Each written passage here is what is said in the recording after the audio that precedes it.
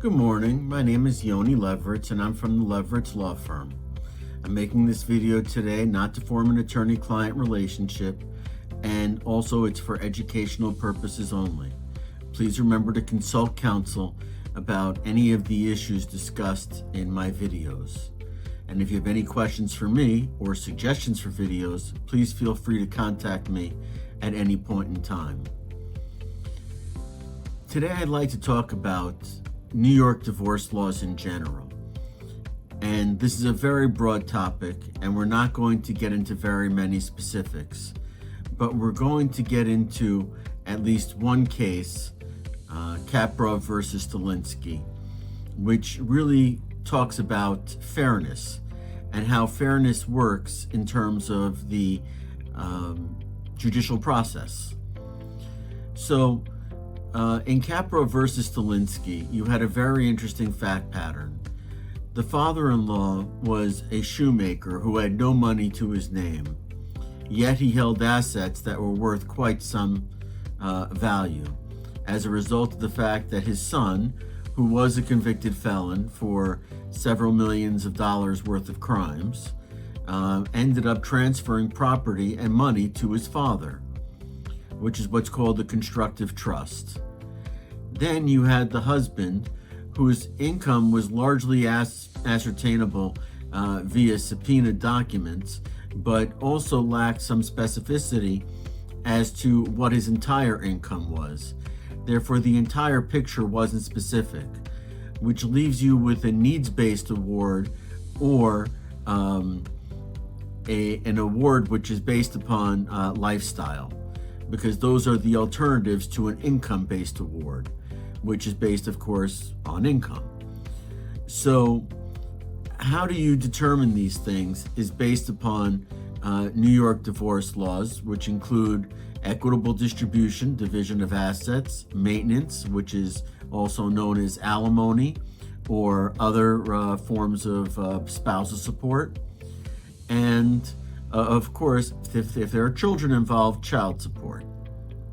So what you have to do is you have to look at each individual aspect of the case.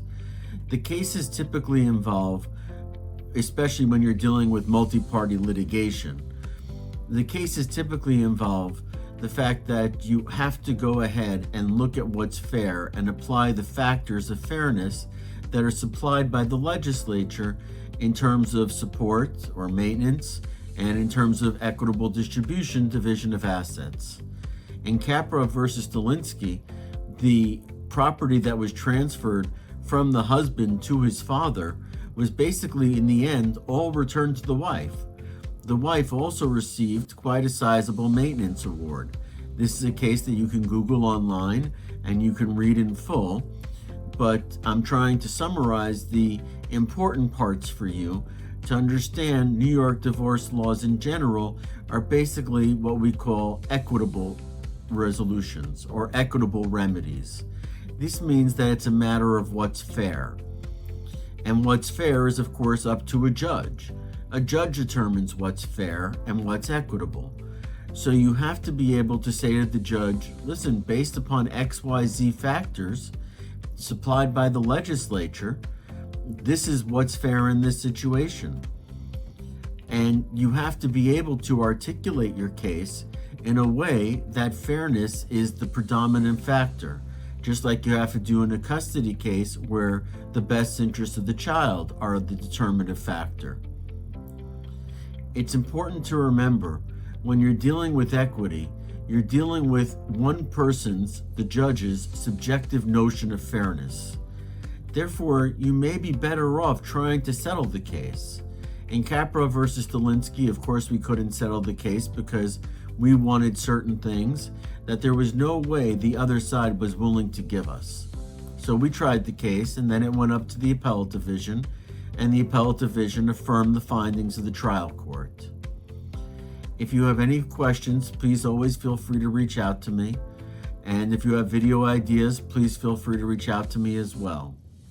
I thank you very much for spending your time with me today, and I wish you the very best of luck in presenting your case in the most equitable manner possible, so that way judges realize that you're applying the factors in the law to the case. Apply the facts to the law. Thank you again.